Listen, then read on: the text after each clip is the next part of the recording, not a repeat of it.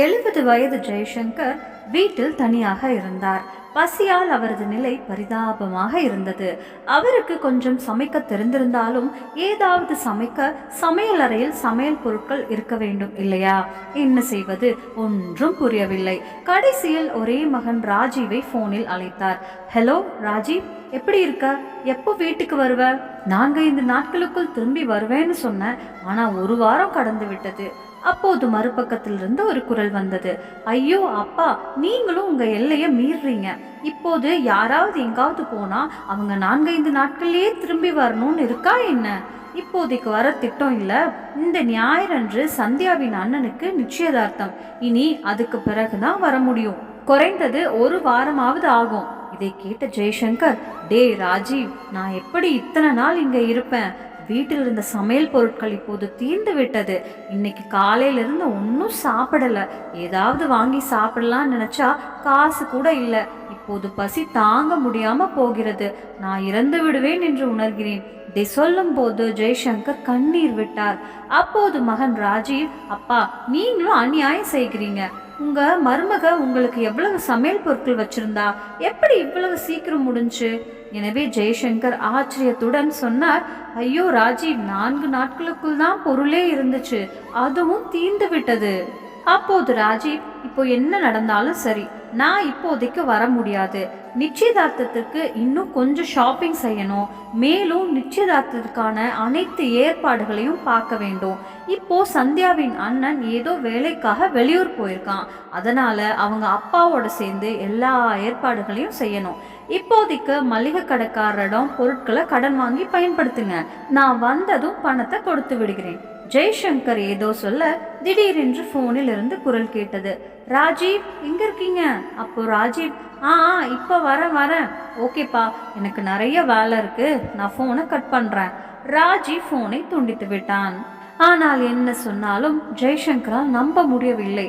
இந்த மகன் சிறியவனாக இருந்தபோது, வீட்டில் சமையல் பொருட்கள் தட்டுப்பாடு இருந்தபோது நாங்கள் பசியோடு இருந்தோம். ஆனால் நாங்கள் அவனை ஒருபோதும் பசியோட விடவில்லை என்று நினைக்க ஆரம்பித்தார். இன்று அதே மகன் வீட்டில் 5 நாட்கள் பொருட்களை வைத்துவிட்டு தந்தையை தனியாக விட்டுவிட்டு மாமியார் மாமனாருக்கு அங்கு வேலை செய்து கொண்டிருக்கிறான். பெற்றோர்களின் வழி கூட கண்ணுக்கு தெரியாத அளவிற்கு குழந்தைகள் எப்படி மாறுகிறார்கள்? அதை நினைக்கும் போதே ஜெய்சங்கரின் கண்களிலிருந்து கண்ணீர் வழிந்தது. ஆனால் வயிற்றில் இருந்த பசி என்னை வாழக்கூட விடவில்லையா? கடைசியாக அருகிலுள்ள மளிகை கடைக்கு சென்று கொஞ்சம் சமையல் பொருட்கள் கடன் தருமாறு தயங்கி கேட்டார். மல்லிகை விற்பனையாளர் அதை கடனாக கொடுக்க மறுத்துவிட்டார். வெட்கமடைந்த ஜெய்சங்கர் தனது வீட்டிற்கு திரும்பினார். ஆனால் இப்போது என்ன செய்ய? நான் இப்படி இருப்பேன், இதை அவர்களால் புரிந்து கொள்ள முடியவில்லையா? உட்கார்ந்திருக்கும் போதே ஏதோ யோசனை தோன்ற வேகமாக வீட்டை பூட்டிவிட்டு வீட்டின் அருகில் உள்ள கோவிலுக்கு சென்றார். பார்த்தார், கோவிலில் பிரசாதம் விநியோகிக்கப்படுகிறது. ஜெய்சங்கர் பிரசாதத்தை ஒரு தட்டில் எடுத்துக்கொண்டு கோவிலில் உள்ள மண்டபத்தில் அமர்ந்து சாப்பிட ஆரம்பித்தார். மேலும் வயிற்றில் இருந்த பசியை தீர்த்து கொண்டு சிறிது நேரம் அங்கேயே அமர்ந்து யோசிக்க ஆரம்பித்தார். இன்னும் எத்தனை காலம்தான் இப்படி வாழ வேண்டும்? குழந்தைகள் வர இன்னும் ஒரு வாரம் இருக்கு. சிறிது நேரம் கழித்து வீட்டிற்கு செல்ல கோவிலை விட்டு வெளியே வந்தபோது 7-8 வயதுடைய 2 சிறு குழந்தைகள் அவரிடம் வந்து, கொய்யா வாங்கிக்கோங்க தாத்தா, இதன் விலை 1 கிலோ 30 ரூபாய். அவரை பார்த்ததும் ஜெய்சங்கரின் மனதில் ஒரு எண்ணம் வந்து, தங்கங்களே, இந்த கொய்யா உங்களுக்கு எங்கிருந்து வருகிறது? தாத்தா, கோவிலுக்கு பின்னால மிகப்பெரிய தோட்டம் இருக்கு. அந்த தோட்டத்தை வச்சிருக்கும் மாமா கொய்யாவை வித்துட்டு வந்தா பணம் தருகிறாரு. தாத்தா, உங்களுக்கு கொய்யா பிடிக்குமா? இல்ல தங்கம், எனக்கு அது வேண்டாம். இவ்வாறு கூறிவிட்டு ஜெய்சங்கர் தனது வீட்டிற்கு திரும்பினார். ஆனால் அந்த சிறு பிள்ளைகள் சொந்தமாக சம்பாதித்து சாப்பிடலாம் என்றால் என்னால் ஏன் முடியாது என்று யோசிக்க ஆரம்பித்தார். எனக்கு தான் வயதாகிவிட்டது, உடம்புக்கு இல்லை. மறுநாள் ஜெய்சங்கரும் கோவிலுக்கு பின்புறமுள்ள தோட்டத்திற்கு சென்று பழங்களை வாங்கினார். மேலும் சிறிது நேரத்தில் கோவிலுக்கு வெளியே அமர்ந்து பழங்களை விற்க ஆரம்பித்தார். அதிகமில்லை என்றாலும் அவர் நாள் முழுவதும் தனது உணவு செலவுகளை சமாளிக்க முடியும். ஆனால் ஊர் மக்கள் தன் மகனை தவறாக புரிந்து கொள்வார்கள் என்று எண்ணி தலைப்பாகையால் வாயை மூடிக்கொண்டார். அதனால் அவரை யாராலும் அடையாளம் காண முடியாது. இப்படி செய்து கொண்டே 4 நாட்கள் கடந்துவிட்டன. இன்று ஜெய்சங்கர் பழங்கள் விற்க அமர்ந்த போது வானிலை மோசமாக இருப்பதை கண்டார். புயல் வரலாம் என்ற வானிலை துறையின் எச்சரிக்கையையும் கேட்டிருந்தார். எனவே மக்கள் வீடுகளிலேயே இருக்க வேண்டும். ஆனாலும் ஜெய்சங்கர் அங்கு பழங்கள் விற்க வந்தார். சிறிது நேரத்தில் பலத்த புயல் வீச ஆரம்பித்ததால் அனைவரும் அவரவர் வீடுகளுக்கு சென்றனர். ஆனால் ஜெய்சங்கர் வீட்டில் உட்காரவில்லை. சில பழங்களை விற்றால் பிழைத்து விடலாம் என்று நினைத்து இப்படி ஒரு காலநிலையில் அங்கு அமர்ந்திருந்த ஒரு முதியவரை பார்த்த செய்தி நிருபர் ஒருவர் அங்கு வந்து வீடியோ எடுக்க ஆரம்பித்து விட்டு, நிர்பந்தம் ஒருவரை எதுவும் செய்யாது, இப்படிப்பட்ட புயலில் கூட வெளியே செல்ல வேண்டிய கட்டாயம் இந்த பெரியவர் யார்? நிருபர் வீடியோ எடுக்கும் போது புயல் தீவிரமடைந்தது மற்றும் ஜெய்சங்கரின் தலைப்பாகை அவர் முகத்தை மூடியிருந்தது. திடீரென்று காற்றில் பறந்தது. அவர் பயந்து விரைவாக தனது பொருட்களை எடுத்துக்கொண்டு அங்கிருந்து வெளியேறினார். சிறிது நேரம் கழித்து வெளியே புயல் நின்றது. ஆனால் ஜெய்சங்கரின் கண்ணீர் புயல் நிற்கும் அறிகுறிகளை காட்டவில்லை. மனைவி முதுமையில் காலமான பிறகு இந்த நிலை ஏற்படும் என்று அவர் நினைத்து கூட பார்க்கவில்லை. ஜெய்சங்கர் மற்றும் கமலா அவர்களுக்கு ஒரு மகன் ராஜீவ் மற்றும் ஒரு மகள் சரிகா. ராஜீவ் சிறியவராக இருப்பதால் அவரது பெற்றோரால் மிகவும் அன்பாக வளர்க்கப்பட்டார். மகளிடம் எத்தனை எதிர்பார்ப்புகளை வைத்திருந்தார். ராஜீவ் படிப்பிலும் கெட்டிக்காரர். உயர்கல்விக்காக ஜெய்சங்கர் அவரை சென்னையில் உள்ள ஒரு கல்லூரியில் சேர்த்தார். மேலும் மகளுக்கு நல்லுறவு பார்த்து திருமணம் செய்து வைத்தார். கல்லூரியில் தான் ராஜீவ் சந்தியாவை சந்தித்தார். ராஜீவ் தோற்றத்தில் அழகாக இருக்கிறார். முதல் பார்வையிலேயே சந்தியாவுக்கு அவனை பிடித்திருந்தது. மெல்ல மெல்ல இருவரும் நல்ல நண்பர்களானார்கள். கல்லூரி படிப்பை முடித்த ராஜீவுக்கு நல்ல வேலை கிடைத்தது. ஆனால் இப்போது ராஜீவின் அம்மா கமலா மிகவும் நோய்வாய்ப்பட ஆரம்பித்தார். அதனால் ராஜீவுக்கு உறவை தேட ஆரம்பித்தார் ஜெய்சங்கர். மருமகள் வந்து வீட்டு பொறுப்பை எடுத்துக் கொள்ளலாமே என்று நினைத்தார். அதனால் சந்தியாவை காதலிப்பதாக ராஜீவ் கூறினார். இதை கேட்டதும் ஜெய்சங்கர் மிகவும் மகிழ்ச்சி அடைந்தார். ஆனால் பின்னர் தெரிய வந்தது சந்தியாவின் அப்பா பெரும் பணக்காரர் என்று. மேலும் ஜெய்சங்கரும் அவரது மனைவி கமலாவும் பணக்கார குடும்பத்தின் மகளை மருமகளாக கொண்டு வர விரும்பவில்லை. ஆனால் சந்தியாவும் ராஜீவும் ஒருவரையொருவர் வாழ்க்கை துணையாக்க முடிவு செய்திருந்தனர். சந்தியாவின் அப்பா அவளின் ஒவ்வொரு வார்த்தைக்கும் சம்மதித்தார். எனவே ராஜீவின் பிடிவாதத்தால் அவரது பெற்றோர் விருப்பமின்மையையும் மீறி அவர்களின் திருமணத்திற்கு சம்மதிக்க வேண்டியிருந்தது. திருமணமாகி 1 மாத காலம் ராஜீவும் சந்தியாவும் பயணங்கள் மற்றும் ஷாப்பிங் என மும்மரமாக இருந்தனர். அதன் பிறகும் தினமும் மாலையில் தோழிகளுடன் வெளியில் வாக்கிங் செல்வாள் அல்லது தோழிகளை வீட்டிற்கு அழைத்து சீட்டு விளையாடுவாள். குடித்துவிட்டு ஆடுவாள். தோழிகள் அனைவரோடும் சேர்ந்து பாடுவாள். ஆனால் மதப்பற்று கொண்ட கமலாவுக்கு இதெல்லாம் பிடிக்கவில்லை. அதனால் ஒரு நாள் நல்ல குடும்பத்தில் உள்ள மருமகள் மற்றும் மகள்களுக்கு இது பொருந்தாது என்று கூறினார். சந்தியா வீட்டில் சலசலப்பை உண்டாக்கி தன் வாழ்க்கையில் யாருடைய தலையீட்டையும் பொறுத்து கொள்ள மாட்டேன் என்று கணவரிடம் தெளிவாக சொன்னாள். ராஜீவ் குறுக்கிடக்கூடாது என்று பெற்றோரிடம் விளக்கினார். கமலாவுக்கும் ஜெய்சங்கருக்கும் தங்கள் மருமகளின் இந்த நிறத்தை பார்த்து திகைத்தனர். படிப்படியாக கமலாவின் நிலை மோசமடைய தொடங்கியது. ஒரு நாள் அவர் தனது கணவர் ஜெய்சங்கரை இந்த கொடூரமான உலகில் தனியாக விட்டுவிட்டு இறந்தார். ஜெய்சங்கரின் மகள் சரிகா சில சமயங்களில் தன் தந்தையை சந்திக்க வருவாள். அதனால் அவரது தனிமையை பகிர்ந்து கொள்வாள். ஆனால் சந்தியாவிற்கு ஜெய்சங்கரின் மகள் சரிகா வீட்டிற்கு வருவது சுத்தமாக பிடிக்கவில்லை. காலம் தன் வேகத்தில் தொடர்ந்தது. சுமார் 2 வருடங்கள் கழித்து சந்தியா மற்றும் ராஜீவ் குழந்தை இந்த உலகத்திற்கு வந்தது. மகனுக்கு 5 வயது ஆனதும் அவர்கள் ஒரு அற்புதமான விருந்து வைத்தார்கள். விருந்துக்கு 2 நாட்களுக்கு முன் சந்தியாவின் பெற்றோர் அவள் வீட்டை அடைந்தனர். ராஜீவின் சகோதரி சரிகாவும் மிகுந்த உற்சாகத்துடன் விருந்தில் இணைந்தார். இப்போது சந்தியா தன் அம்மாவுடன் சேர்ந்து சரிகாவுக்கு எதிராக ஒரு தந்திரம் செய்தாள். மறுநாள் பார்ட்டி முடிந்து சரிகா வீட்டிற்கு செல்ல தயாரான போது அம்மாவின் வளையல் திருடு போனதாக அலாரம் அடித்தாள் சந்தியா. இப்படி சொல்லிக்கொண்டு முதலில் வளையலை அங்கும் இங்கும் தேடுவது போல் நடித்துவிட்டு சரிகாவின் பையை அனைவர் முன்னிலையிலும் தேட ஆரம்பித்து துணிகளுக்கு நடுவே அம்மாவின் வளையலை பார்த்ததும் வீட்டில் புயல் கிளம்பியது. பார் ராஜீவ், சரிகா என்ன செய்தாள் என்று. இவ்வளவு விலையுயர்ந்த வளையல்களை நீ பார்த்திருக்க கூட மாட்ட. வேண்டுமானால் கேட்டிருக்கலாம். ஆனா இப்படி திருட உனக்கு எப்படி மனசு வந்துச்சு? ஷிட், ராஜீவும் தன் மனைவியின் பேச்சை நம்பி அதை கண்டு திகைத்து நின்றான். சரிகா கண்ணீருடன் அன்று தன் மாமியார் வீட்டிற்கு சென்றவள் மீண்டும் திரும்பி வரவே இல்லை. ஆனால் கிளம்பும் போது கண்டிப்பாக சொன்னால், சந்தியா, கடவுளுக்கு பயப்படு, என் மீது நீ போட்ட பழி ஒரு நாள் உன் மீது திரும்ப வரும். இதை சொல்லி அழுது கொண்டே தன் மாமியார் வீட்டிற்கு திரும்பினாள். இதற்கிடையில் தனது மகள் மீதான திருட்டு குற்றச்சாட்டின் அதிர்ச்சியை ஜெய்சங்கரால் தாங்க முடியவில்லை. அவன் மகளும் அங்கு வருவதை நிறுத்திவிட்டாள். அவள் அப்பாவின் நலம் விசாரிக்க அவ்வப்போது போன் செய்து வருவாள். படிப்படியாக அவரது உடல்நிலையும் மோசமடைந்தது. ஒரு நாள் சந்தியாவுக்கு அவளின் பெற்றோரிடமிருந்து போன் வந்தது. சந்தியா, உன் அண்ணனுக்கு கல்யாணம் பண்ணலான்னு பேசிட்டு இருக்கோம். அண்ணனுக்கு நாங்கெல்லாம் பார்த்துட்டோம். நீங்களும் ஒரு முறை வந்து பார்த்துட்டு ஓகே பண்ணிருங்க. ஓகே அம்மா. ஆனா என்ன? குழந்தைகளுக்கும் கோடை விடுமுறை தான். வந்து கொஞ்ச நாள் இங்கேயே தங்கிட்டு போங்க. இது குறித்து சந்தியா தனது கணவர் ராஜீவிடம் பேசிய போது, ராஜீவ் கொஞ்ச நாட்கள் அங்கு சென்றால் அப்பா மட்டும் இங்கு எப்படி இருப்பார்? இந்த விஷயத்தில் ஆத்திரமடைந்த சந்தியா, இப்போ உங்க அப்பாவை எல்லா இடத்துக்கும் கூட்டிட்டு போகணுமா? அப்போ ராஜீவ், நான் எப்போ அப்படி சொன்னேன்? ஆனா நீயே பாரு, வேலைக்காரியும் 1 மாத விடுப்பு எடுத்துக்கொண்டு தன் கிராமத்துக்கு சென்று விட்டாள். அப்பா எப்படி இருப்பாரு? இவர்களுக்கு யார் உணவு சமைப்பது? அதனால் சந்தியா, ஓகே, இன்று உன் தந்தையின் மீது மிகுந்த அன்பு உனது உள்ளத்தில் எழுந்துள்ளது. நீங்க என்னை பற்றி கவலைப்படவே இல்லை. எப்படியும் உங்க அப்பாவுக்கு இட்லி தோசை செய்ய தெரியும். சந்தியா, உடல்நிலை சரியில்லை. உங்க அப்பா ரொம்ப நன்றாகத்தான் இருக்கிறாரு. அவரது உடல்நிலைக்கு என்ன ஆனது? காலையிலும் மாலையிலும் வெளியில் வாக்கிங் போறாரு. நின்று கொண்டு 2 இட்லி தோசை சமைக்க முடியாதா? அவர்களுக்காக எல்லா சமையல் பொருட்களையும் வீட்டில் வைத்திருக்கிறேன். சந்தோஷமா சமைச்சு சாப்பிட சொல்லுங்க. சந்தியா சொன்னதும் ராஜீவ், ஓகே சாமி, நான் எப்போதாவது உன்னோட சண்டை போட்டு ஜெயிக்க முடியுமா? இதை சொல்லிக்கொண்டே ராஜீவ் அலுவலகம் செல்ல ஆரம்பித்தார். அப்போது சந்தியா கூப்பிட்டால், ராஜீவ், அலுவலகத்திலிருந்து வீட்டிற்கு திரும்ப வரும்போது என் அம்மாவிற்கு கொஞ்சம் காஸ்ட்லியா கிஃப்ட்ஸ் வாங்கிட்டு வாங்க. என் அம்மாவும் அப்பாவும் ஒவ்வொரு முறையும் நமக்கு நிறைய கொடுக்கிறார்கள். எனவே நீங்கள் எந்த பரிசை கொண்டு வந்தாலும் சிறந்ததையே வாங்கிட்டு வாருங்கள். சந்தியா சொன்னதும் ராஜீவ் ஓகே என்று தலையசைத்துவிட்டு அலுவலகம் சென்றான்.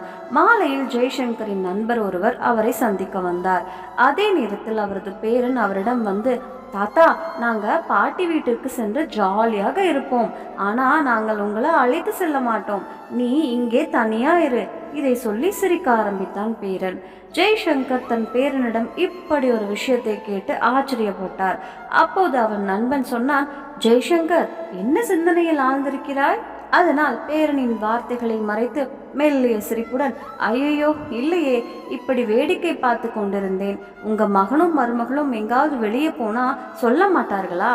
எப்படி இருந்தாலும் அவர்கள் எங்காவது செல்ல வேண்டும் என்றால் செல்லட்டும். வாழ்க்கையின் இத்தனை நாட்களை தனிமையில் கழித்த போது அது எதிர்காலத்திலும் தனிமையில் கழிக்க வேண்டும் என்றால் கழித்து கொள்வேன். என்ன குறைந்தது?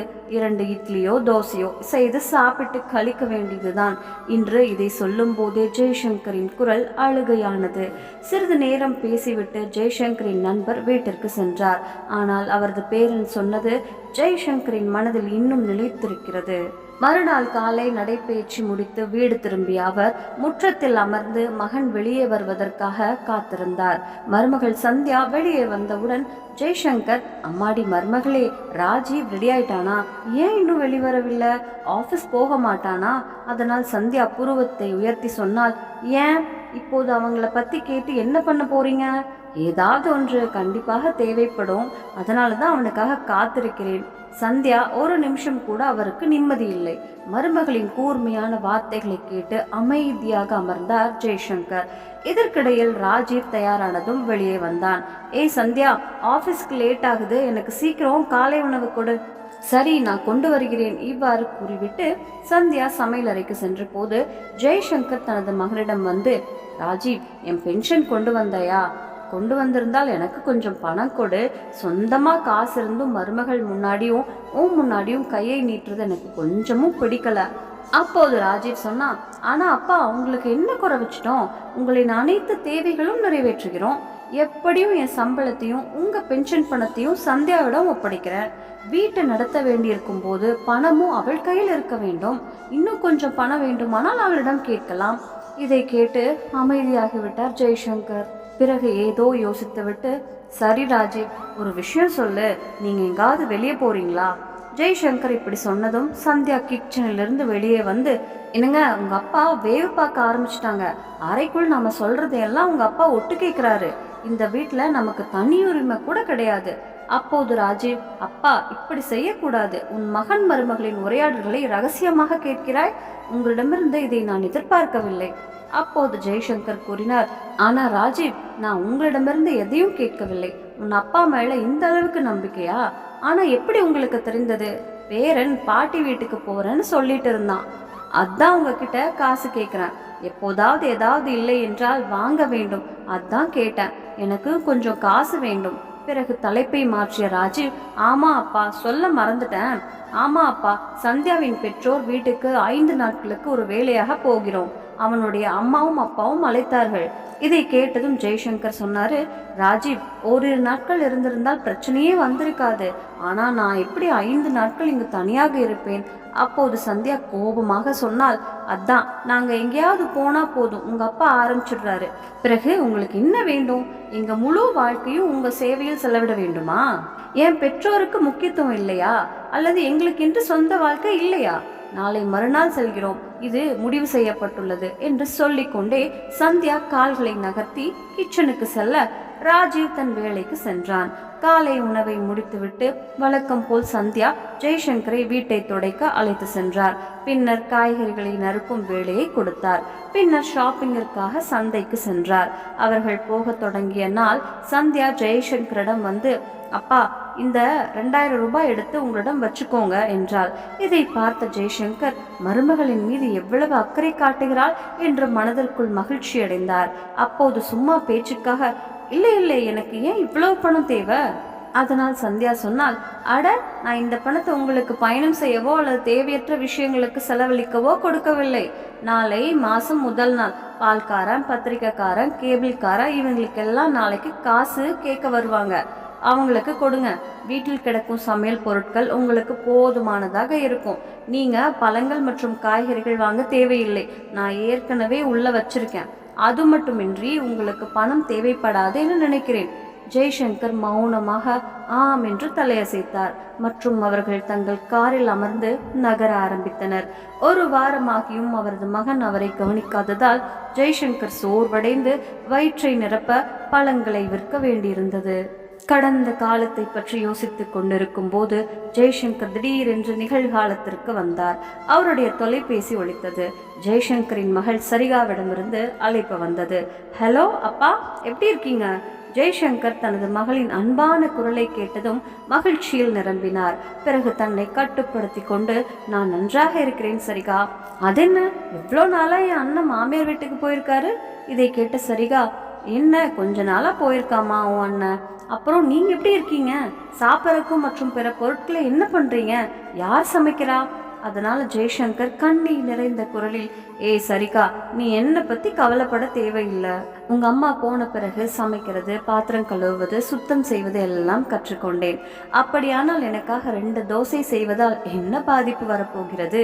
இதை கேட்டதும் சரிகாவின் கண்களிலிருந்து கண்ணீர் வழிய தொடங்கியது. ஒரு டம்ளர் தண்ணீருக்கு கூட சமையலறைக்கு செல்ல வேண்டிய அவசியம் இல்லாத அவளின் அப்பா இன்று அம்மா இல்லாத நேரத்தில் ஒவ்வொரு வீட்டு வேலையையும் தானே செய்கிறார். அதன் பிறகு அவளால் எதுவும் பேச முடியாமல் போனை வைத்தாள். மறுநாள் காலை ஜெய்சங்கர் தனக்காக காலை உணவை தயாரித்துக் கொண்டிருந்த போது கதவு தட்டும் சத்தம் கேட்டது. இவ்வளவு அதிகாலையில் யார் இருப்பார்கள்? குழந்தைகளும் வீட்டில் இல்லை. மேலும் என்னை சந்திக்க யார் வருவார்கள்? யோசித்துக் கொண்டே ஜெய்சங்கர் வெளியே வந்தார். ஆனால் கதவை திறந்தவுடன் தன் மகள் சரிகா எதிரில் இருப்பதைக் கண்டு ஆச்சரியப்பட்டார். நீண்ட நாட்களுக்கு பிறகு தனது மகளை சந்தித்த பிறகு அவரது கண்கள் கண்ணீர் வழிந்தன. சரிகா! அப்போது சரிகாவின் குழந்தைகளும் தாத்தா தாத்தா என்று கட்டி பிடித்தனர். ஜெய்சங்கர் அவர்களை தன் கைகளில் எடுத்து பின்னர் அன்புடன் அவர்களை தழுவி அவர்களின் நெற்றியில் முத்தமிட்டு, வாங்கடா செல்லங்களா, உள்ள வாங்க. பல வருடங்களுக்கு பிறகு உன்னை நேரில் பார்த்தேன். மற்றபடி இன்று வரை உங்களுடன் வீடியோ அழைப்பில் தான் பேசிக்கொண்டிருந்தேன். இதை சொல்லும் போது அவர் கண்ணீர் விட்டு அழுதார். அப்போது சரிகா, நான் என்ன செய்யப்பா? என்னை மதிக்காத வீட்டிற்குள் நான் எப்படி வர முடியும்? என் அண்ணி என்னை அவமானப்படுத்தியதை இன்று வரை என்னால் மறக்க முடியவில்லை. அதனால தான் ஆசைப்பட்டாலும் அம்மா வீட்டு வாசலில் கால் வைக்க முடியவில்லை. ஆனா நான் எப்படி உன்னை தனியாக விட்டுவிட முடியும்? அப்போது மருமகன், அப்பா, எங்களிடம் எதுவும் சொல்ல வேண்டும் என்று நீங்கள் நினைக்காத அளவுக்கு நாங்கள் அந்நியமாகிவிட்டோமா? மகளுக்கும் மருமகனுக்கும் நெருக்கம் கிடைத்ததும் ஜெய்சங்கரின் கண்கள் ஈரமாகிவிட்டன. பிறகு அவர் சொன்னது, நீங்க வந்தது சந்தோஷம் சரிகா. மகள்களால் தான் வீடு பிரகாசமாகிறது. ஆனா உன் அண்ணனுக்கு இதெல்லாம் புரியாது. இந்த உரையாடல் நடந்து கொண்டிருக்கும் போது சரிகாவின் குழந்தைகள், மம்மி, எனக்கு மிகவும் பசியாக இருக்கிறது, எனக்கு உணவு கொடு. அதனால் ஜெய்சங்கர், நான் இப்போதே ஏதாவது கொண்டு வருகிறேன் என்றார். சொல்லிக்கொண்டே சமையலறைக்குள் சென்று அங்கும் இங்கும் எதையோ தேட ஆரம்பித்தார். ஆனால் அங்கு எதையும் காணவில்லை. ஏனென்றால் சந்தியா ஏற்கனவே பிஸ்கட், ஸ்நாக்ஸ் மற்றும் இதர தின்பண்டங்களை அலமாரியில் வைத்து பூட்டி வைத்திருந்தாள். அதே சமயம் சரிகாவும் கிச்சனுக்குள் வந்து, கவலைப்படாதே அப்பா, சொல்லுங்க, நான் உதவுகிறேன். அதை கேட்ட ஜெய்சங்கர் சோகமான குரலில், நான் என்ன சொல்ல வேண்டும் சரிகா? சொந்தமாக பென்ஷன் பணம் இருந்தும் சொந்த வீட்டில் பிச்சைக்காரனாகிவிட்டேன். குழந்தைகளுக்கு என்ன ஊட்டுவது என்று புரியவில்லை. சொல்லும் போதே கண்களிலிருந்து கண்ணீர் வழிய ஆரம்பித்தது. அப்போது சரிகா, ஐயோ, இவ்வளவு சின்ன விஷயம், இதில் கவலைப்பட என்ன இருக்கிறது? உங்க பிரச்சனையை நிமிடங்கள் என்னால் தீர்க்க முடியும். இதை சொல்லிக்கொண்டே மொபைலை எடுத்த சரிகா உடனே வீட்டில் பழங்கள் மற்றும் ஸ்நாக்ஸ் ஆர்டர் செய்தாள். முதலில் ஒன்றாக அமர்ந்து பழங்களை வெட்டி சாப்பிட்டனர். குழந்தைகளுக்கு ஸ்நாக்ஸ் கொடுத்துவிட்டு ஹோட்டலில் இருந்து உணவு ஆர்டர் செய்தார். அவரது குழந்தைகளின் ஆதரவால் ஜெய்சங்கர் தனது பிரச்சனைகளை மறந்து விட்டார் என்று தோன்றியது. மறுபுறம் ஜெய்சங்கரின் நண்பர்கள் மாலையில் அவரை சந்திக்க வந்தபோது அவர்கள், ஆஹா, என்ன விஷயம், சரிகா வந்திருக்கா போலிருக்கே. அப்போது ஜெய்சங்கர் சிரித்து கொண்டே, வாங்க, இன்று குழந்தைகளின் வருகையால் என் வீடு எவ்வளவு பரபரப்பாக மாறிவிட்டது பாருங்க. சரிகா உடனே சென்று அவர்களுக்கு டீ தயார் செய்தாள். அப்போது ஜெய்சங்கரின் நண்பர் சொன்னார், ஜெய்சங்கர், உங்கள் மருமகளிடமிருந்து இன்று வரை இந்த வீட்டில் குடிக்க தண்ணீர் கூட கேட்டதில்லை. இன்று உன் மகள் எனக்கு டீ போட்டு குடிக்க வைக்கிறாள். இதை கேட்டு சரிகா ஆச்சரியத்துடன் அவரை பார்க்க ஆரம்பித்தாள். அப்போது அவர், சரிகா, நான் உன்னிடம் ஒன்று சொல்லட்டுமா? உன் தந்தையை ஏன் உன் வீட்டிற்கு அழைத்து செல்லக்கூடாது? இங்கு வாழும் உன் தந்தையின் நிலை சரியில்லை. ஒன்று நீ உன் தந்தையை கவனித்துக்கொள், அல்லது அவருடைய உரிமையை பெற்றுக்கொடு. உன் அண்ணனும் மண்ணியும் எல்லா பணத்தையும் எடுத்துக்கொள்கிறார்கள். அதோடு உன் அண்ணனும் அவன் மனைவி சொல்வதை மட்டும் கேட்கிறான். என் நிலை இதைவிட மேலானது. முன்பெல்லாம் கடவுள் எனக்கு மகனை தரவில்லையே என்று வருந்துவதுண்டு. ஆனால் இப்போது தெரிகிறது, கடவுள் என்ன செய்தாலும் அது நல்லதுக்கு என்று. எனக்கு ஒரு மகள் இருக்கிறாள். அவள் மாமியார்களின் பொறுப்புகளை நிறைவேற்றும் போது கூட என்னை முழுமையாக கவனித்துக் கொள்கிறாள். நான் தனியே வசிக்கிறேன், ஆனால் நான் பெருமையாக வாழ்கிறேன். மேலும் வீட்டு வேலையால் என்ன பயன்? பணம் கையில் இருந்தால் வேலைக்காரனால் கூட அந்த வேலையை செய்துவிட முடியும். இதை கேட்ட சரிகா யோசிக்க ஆரம்பித்தாள். இன்னொரு பக்கம் பாட்டி வீட்டில் இருக்கும் போது ராஜீவ் மகன் மொபைலை பார்த்து கொண்டிருந்த போது உட்கார்ந்து கத்த ஆரம்பித்தான். ஏய் தாத்தா, பாருமா, இது தாத்தா. இதை கேட்ட சந்தியாவுக்கு சற்றே ஆச்சரியம். அப்போது மீண்டும் சொன்னான், மம்மி, தாத்தாவை மொபைல்ல பார்த்தேன். அப்போது சந்தியா, தாத்தாவா, எங்க பார்த்த? அதனால் தனது மொபைலில் ஒரு வீடியோவை போட்டான். புயலின் போது உள்ளூர் செய்தி நிருபர் எடுத்த அதே வீடியோ தான் அது. அதில் ஜெய்சங்கர் பழங்கள் விற்பது தெரிந்தது. வீடியோவில் உள்ள தலைப்பு, எல்லாவற்றிற்கும் மேலாக ஒரு நபரின் நிர்பந்தம் எதுவும் செய்ய வைக்காதா, வயிற்று பசிக்கு வயது தெரியாது. அந்த வீடியோவை பார்த்து அதிர்ச்சி அடைந்த சந்தியா அந்த வீடியோவை தனது கணவர் ராஜீவிடம் காட்டி, இதை பாருங்க, இதைத்தான் உன் அப்பா செய்கிறாரு. நம்ம முதுகுக்கு பின்னால் உலகம் முழுவதும் நம்மை இழிவுபடுத்த போகிறது. உங்க அப்பாவுக்கு இப்ப என்னாச்சு? ராஜீவ் தன் கண்களை நம்ப முடியாமல், இல்லை, இது என் அப்பாவா இருக்க முடியாது. சரி, இப்போது தெரிந்துவிடும். இப்போதே உன் அப்பாவை கூப்பிட்டு கேட்கிற. இதை சொல்லி ஜெய்சங்கரை அழைத்தாள் சந்தியா. அப்பா, என்ன நாடகத்தை உருவாக்கினீர்கள்? ஏன் முழு நகரத்திலும் எங்களை இழிவுபடுத்துகிறீர்கள்? அப்படி என்ன நடந்தது சந்தியா? நான் என்ன செய்தேன்? சரி, இப்போது ஒன்றுமே நடக்காதது போல் தெரியாத மாதிரி இருப்பீர்களே. உங்க வீடியோவை பார்த்தோம், எங்களுக்காக காட்சியளித்தீர்கள். இதை கேட்டு அதிர்ந்து போன ஜெய்சங்கர், அப்போது சந்தியா, நான் வந்து பேசுறேன் என்றால், நாங்கள் வருவதற்கு முன் வீட்டை முழுவதுமாக சுத்தமாக வைத்திருங்கள். சந்தியா இன்னும் இதையெல்லாம் சொல்லிக் கொண்டிருக்க திடீரென்று சரிகாவின் 2 குழந்தைகளும் சத்தம் போட்டார்கள். பின்னால் என்ன சத்தம்? வீட்டுக்கு யாராவது வந்திருக்காங்களா? அல்லது உங்க சொந்த தொலைபேசி மூலம் யாரையாவது அழைத்திருக்கிறீர்களா? ஏன் சொல்லவில்லை? இதை சொல்லும் போது சரிகாவின் புருவம் உயர்ந்தது. அப்போது ஜெய்சங்கர் பீதியுடன் சொன்னார், என் மகள் வந்திருக்கிறாள். ஏன் முன்னாடியே சொல்லல? அவர்கள் என்ன செய்கிறார்கள்?